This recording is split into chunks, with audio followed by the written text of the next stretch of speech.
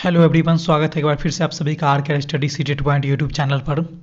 आज के इस वीडियो में हम लोग अभिसारी चिंतन और अपसारी चिंतन के बारे में अध्ययन करेंगे।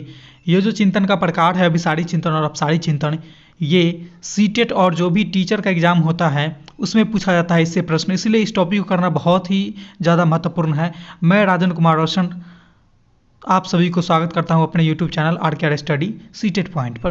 तो चलिए सबसे पहले हम लोग जान लेते हैं कि इस वीडियो के अंतर्गत हम लोग जो है किन किन टॉपिक को कवर करने वाले हैं।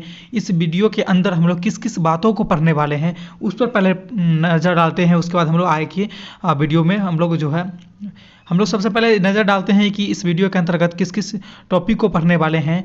वीडियो के अंतर्गत आने वाले कौन कौन से टॉपिक है जिसको हम लोग इस वीडियो में अच्छे से अध्ययन करने वाले हैं। तो सबसे पहले हम लोग बात कर ले कंटेंट की, तो इसमें से सबसे पहला जो है हम लोग पढ़ेंगे वो है चिंतन क्या है। इसके बाद पढ़ेंगे अभिसारी चिंतन किसे कहते हैं, फिर पढ़ेंगे अपसारी चिंतन के बारे में। उसके बाद एक और टॉपिक आता है हमारा आउट ऑफ बॉक्स चिंतन, ये एक बहुत ही महत्वपूर्ण पॉइंट है, इसको भी इस वीडियो के अंतर्गत हम लोग पढ़ेंगे। और लास्ट में पढ़ेंगे कि अभिसारी तथा अपसारी चिंतन में क्या अंतर होता है, इसके बारे में भी इस वीडियो के एंड में अध्ययन करेंगे।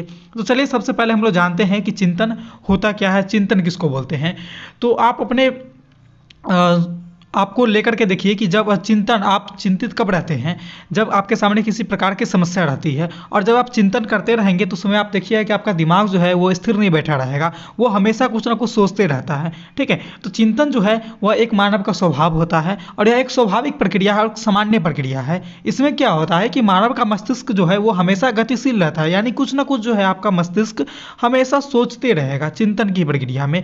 और चिंतन कब मनुष्य जो है चिंतन को कब करना प्रारंभ कर देता है, तो जब कभी भी मनुष्य किसी समस्या से घिरा रहता है तो उस समय क्या है कि मानव का मस्तिष्क जो है वह चिंतन करना प्रारंभ कर देता है। क्यों?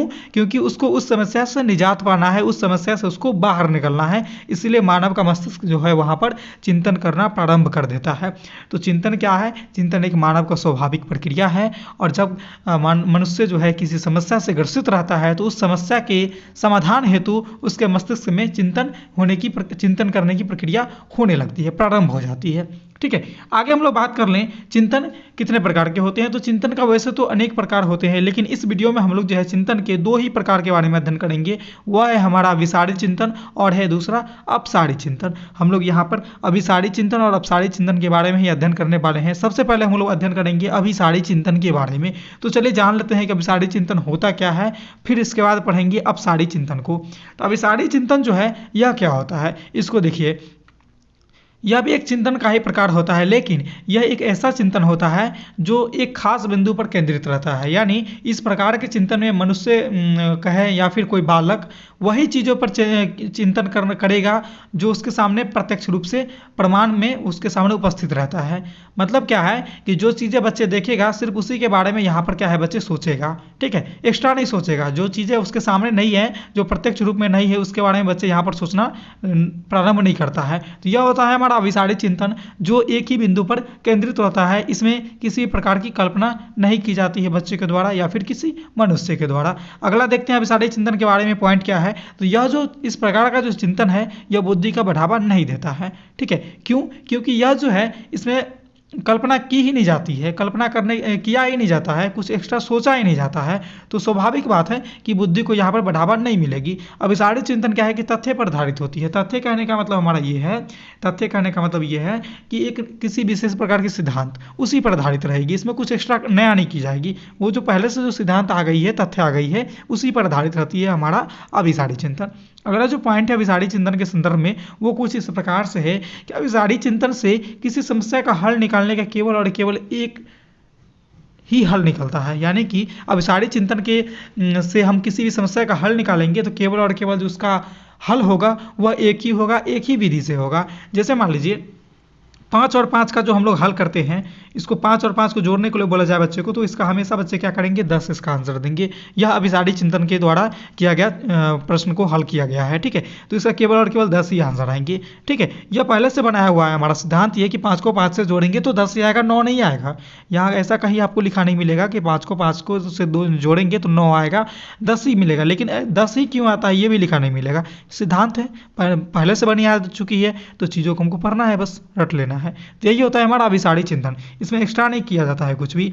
जब कोई बालक पहले से बने नियम और तथ्य के आधार पर किसी समस्या का हल निकालता है तो उसके द्वारा किया गया चिंतन जो है अभिसारी चिंतन कहलाता है। ये इसका डिफिनेशन है। इस तरह से आप जो है एग्जाम में आपको सब्जेक्टिव क्वेश्चन आते हैं तो वहाँ पर इसको इस तरह से डिफाइन कर सकते हैं, इसको लिख सकते हैं, परिभाषित कर सकते हैं वहाँ पर, ठीक है।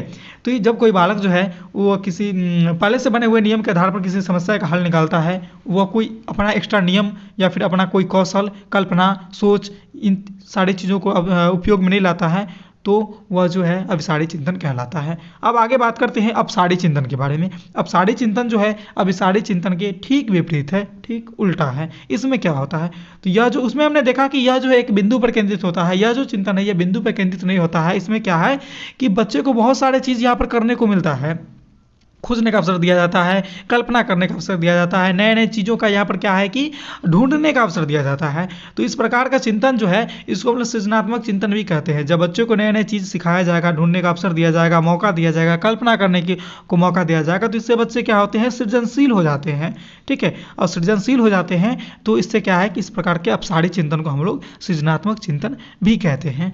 आगे हम लोग देखते हैं अपसारी चिंतन का और क्या सब गुण है। तो अपसारी चिंतन या सृजनात्मक चिंतन दोनों एक ही चीज़ है, में खोज, आविष्कार, मौलिकता को जन्म देती है। यानी कि बच्चे क्या करेंगे, इसमें नए नए चीज़ों को खोजेंगे, आविष्कार करेंगे और मौलिकता को भी जन्म देंगे। आविष्कार से यहाँ पर थोड़ा सा और यहाँ पर डीप में जाते हैं हम लोग। तो जैसे आपके पास अभी हाथ में फ़ोन है, ठीक है, गौर कीजिएगा, आपके पास हाथ में फ़ोन है या फिर आपके आसपास जो भी संसाधन यहाँ पर उपस्थित है, क्या स्टार्टिंग में मनुष्य के पास ये सारी चीज़ें थी तो पता चलेगा आपको नहीं थी। तो कैसे इसका आविष्कार किया गया, क्योंकि हम लोग को इसकी आवश्यकता पड़ी, समस्या थी हम लोग को बात करने में एक दूसरे से, ठीक है। तो क्या है कि यहाँ पर आवश्यकता थी, समस्या हुई, तो उसके समाधान के लिए हम लोगों ने चिंतन करना स्टार्ट किया, मंथन करना स्टार्ट किया उस समस्या से निजात पाने के लिए। तब जाकर के आज हमें जो है स्मार्टफोन, नए नए तरह की जो मार्केट में फ़ोन है वो सारी चीज़ें का यहाँ पर आविष्कार हुआ। तो क्या है कि कहीं ना कहीं हमने चिंतन किया, उसके परिणाम स्वरूप जो है हम लोग को चीज़ें आपके सामने अभी जो संसाधन है वो आपके सामने उपस्थित है। और किस प्रकार का चिंतन का ये देन है, तो यह जो देन है यह है हमारा अपसारी चिंतन का देन है। आगे हम लोग पढ़ते हैं अपसारी चिंतन के बारे में। तो देखिए, जब किसी व्यक्ति के सामने कोई समस्या रखी जाती है तो वह उस समस्या के समाधान के लिए अपने कल्पना शक्ति का प्रयोग करता है तथा उस समस्या का एक से अधिक हल प्रस्तुत करता है। तो इस प्रकार का चिंतन जो है सृजनात्मक चिंतन कहलाता है। आगे हम लोग देखते हैं, तो अगला जो है हमारा अपसारी चिंतन का, उसको हम लोग आउट ऑफ द बॉक्स चिंतन पर आधारित है। यानी कि हम लोग अपसारी चिंतन को आउट ऑफ द बॉक्स चिंतन भी कहते हैं। आउट ऑफ द बॉक्स चिंतन क्या होता है, इसका मतलब क्या है, इसको थोड़ा सा समझ लीजिए। आउट ऑफ द बॉक्स चिंतन का मतलब होता है कि सामान्य से हटकर कुछ विशेष प्रकार की सोच को पैदा करना किसी चीज़ के बारे में। जैसे एक आपके सामने कोई वस्तु है, उसका जो सामान्य चीज़ है उसको छोड़ करके आप उसके बारे में कुछ विशेष सोचते हैं, कुछ विशेष गुण को वहाँ पर जो है अवगुण को, वहाँ गुण और अवगुण दोनों को क्या है कि दिखलाते हैं। तो यह जो हमारा इस प्रकार का चिंतन करने का जो आपके अंदर जो क्षमता है वह चिंतन का प्रकार है, वो आ जाएगा हम लोगों को आउट ऑफ द बॉक्स चिंतन के अंतर्गत, ठीक है। तो अपसारी चिंतन और आउट ऑफ द बॉक्स चिंतन दोनों एक ही प्रकार के चिंतन होते हैं, बस दोनों का नाम अलग है। इसलिए आपको यहाँ पर सिर्फ इसको समझ लीजिए, नाम इसका नाम में बस यहाँ पर अंतर आपको मिलेगी, चीज़ें एक ही है। तो अपसारी चिंतन को हम लोग आउट ऑफ द बॉक्स चिंतन भी कह सकते हैं, दोनों एक ही चीज़ है। आगे हम लोग बढ़ते हैं कि अपसारी चिंतन और अभिसारी चिंतन को समझने के लिए एक उदाहरण को हम लोग लेते हैं। एक उदाहरण को लेते हैं, जैसे मान लीजिए कोई शिक्षक है जो अपने बच्चे को कहते हैं कि 5 और 5 को जोड़ेंगे तो कितना होगा। तो जब बच्चे 5 और 5 को जोड़ेंगे, बच्चे जोड़े या फिर कोई भी जोड़ेगा, तो 5 और 5 को जब जोड़ा जाएगा तो हमेशा 10 ही आएगा। यानी कि इसका सिर्फ एक ही आंसर आ रहा है। देखिए, 5 और 5 को जोड़ा जा रहा है तो सिर्फ इसका 10 ही आंसर आ रहा है, 9 नहीं आएगा, 11 नहीं आएगा, 12 नहीं आएगा, 20, 18, 16, 17 कुछ भी नहीं आएगा, सिर्फ क्या आएगा 10। यानी कि वो ऐसा प्रश्न है जिसका सिर्फ और सिर्फ, ऐसा समस्या है जिसका सिर्फ और सिर्फ एक ही हल निकल रहा है यहाँ पर।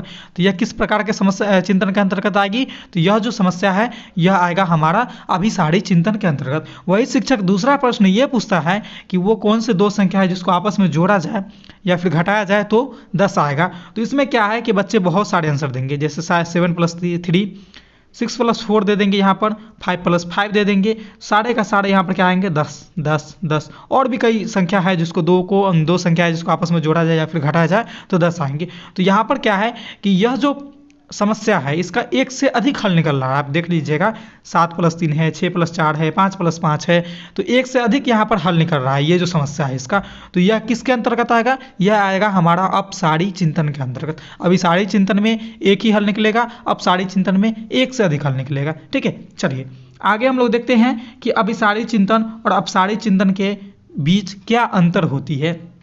अंतर को जानने के लिए हम लोग जो है एक तरफ अभिसारी चिंतन लिखते हैं, दूसरी तरफ अपसारी चिंतन लिखेंगे। तो अपसारी चिंतन में सबसे पहले हम लोग देखते हैं, कह रहा है कि अपसारी चिंतन खोज, आविष्कार तथा मौलिकता को जन्म देती है। जैसा कि हमने पहले भी पढ़ा है कि अपसारी चिंतन के अंदर क्या आएगा, खोज आएगा, आविष्कार और मौलिकता को भी जन्म दिया जाता है। लेकिन अभिसारी चिंतन में इस प्रकार की चीज़ें नहीं होती है, क्योंकि यह जो है एक ही बिंदु पर आधारित रहता है। इसमें खोज करने की कोई अवसर दी ही नहीं जाती है बच्चों को, कल्पना करने की कोई अवसर मिलता ही नहीं है यहाँ पर बच्चों को। ठीक है, अगला जो पॉइंट है अपसारी चिंतन में वह है कि इस प्रकार के चिंतन से बालक सृजनशील बनते हैं। सृजनशील कहने का मतलब हुआ कि बालक में सृजनात्मकता का गुण पनपता है। सृजनात्मकता यानी बच्चे कुछ अपने से खुद से करते हैं, यहाँ पर कुछ चीज़ों को सीखते हैं, करने को देखते हैं। ठीक है, तो ये आएगा हमारा सृजनशील बालक।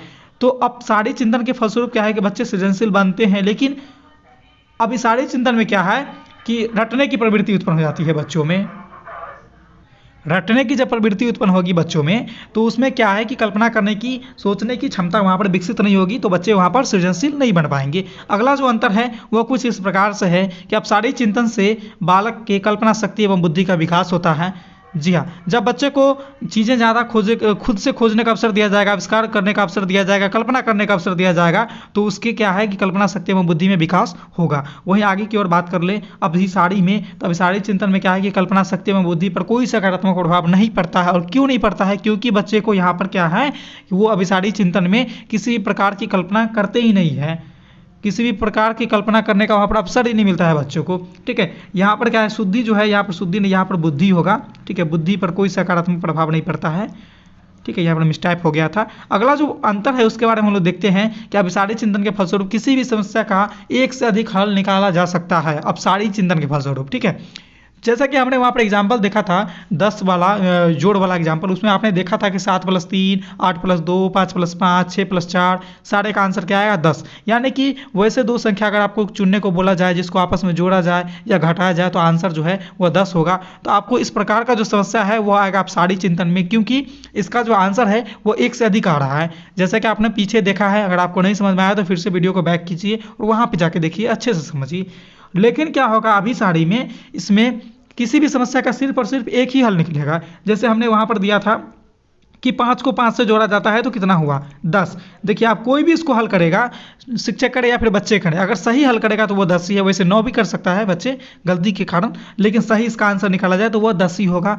इसका 10 को छोड़ करके और कोई अन्य आंसर इसका हो ही नहीं सकता है। इसीलिए यह जो इस प्रकार का समस्या है वो आएगा हमारा अभिसारी समस्या के अंतर्गत, अभिसारी चिंतन के अंतर्गत। ठीक है, चलिए अगला जो अंतर है उसको भी देख लेते हैं। आगे का जो अंतर है वह है कि इस प्रकार का चिंतन किसी निश्चित तथ्य पर आधारित नहीं होती है। इस प्रकार का चिंतन कहने का मतलब है कि अपसारी चिंतन किसी निश्चित तथ्य पर आधारित नहीं होते, लेकिन अभिसारी चिंतन जो है वह क्या है कि एक निश्चित बिंदु पर आधारित होती है, एक निश्चित तथ्य पर आधारित होती है। यह दोनों में अंतर को दर्शा रहा है। अगला जो है वह है हमारा कि इस प्रकार के चिंतन के द्वारा खोजा हुआ समाधान मुक्त अंत वाला होता है, और अभिसारी में क्या कह रहा है कि इसके द्वारा खोजा गया समाधान बंद अंत वाला होता है। अब यहाँ पर हम लोग को दो बातें नया आई है, एक है मुक्त अंत वाला, दूसरा है बंद अंत वाला। ये दोनों क्या होता है इसको देखिए वैसा प्रश्न जिसका आंसर जो है एक से अधिक होगा, मुक्त होगा यानी कि खुला हुआ होगा, एक से अधिक होगा, वो आएगा हमारा मुक्त अंत वाला प्रश्न।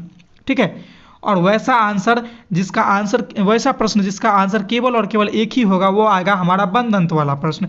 जैसे कि आपने वहाँ पर देखा था 7 + 3, 8 + 2, ये सारे के सारे कितना आया 10 आ रहा था। इस तरह से और भी थे, लेकिन यहाँ पर 5 और 5 को जोड़ने को बोला जाए तो केवल और केवल 10 आएंगे।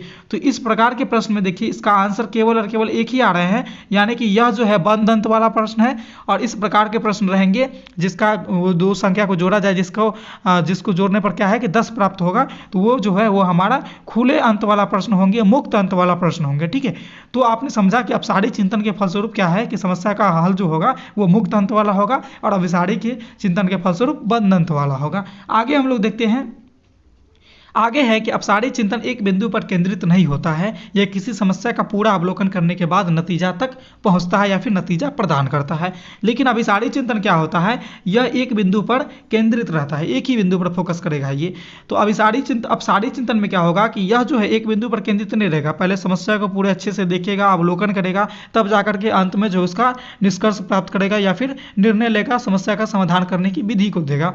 लेकिन अभिसारी चिंतन क्या है कि एक ही बिंदु पर स्थित रहता है, राय केंद्रित रहता है कि पहले से बने हुए जो इसका समाधान करने की विधि है केवल और केवल यह उसको अपनाएगा। कुछ एक्स्ट्रा यहाँ पर बच्चों को ना सोचने को अवसर दिया जाएगा और ना सोचने को यहाँ पर प्रेरित किया जाता है। ठीक है, आगे जो है देखिए अगला जो इसका अंतर होगा वह है कि अपसारी चिंतन द्वारा किसी समस्या के समाधान में अधिक समय लगता है, वहीं अभिसारी चिंतन में किसी समस्या के समाधान में ज़्यादा समय नहीं लगता है, यानी कि समाधान जो है वो जल्द निकल जाता है।